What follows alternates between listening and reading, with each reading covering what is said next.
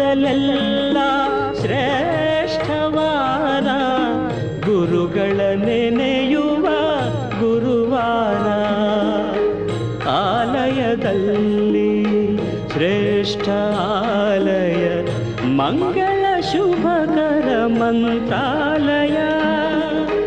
ವನಗಳಲ್ಲೆಲ್ಲ ಶ್ರೇಷ್ಠವನವು ಗುರುಗಳು ನೆಲೆಸಿಹ ಬೃಂದಾವನ.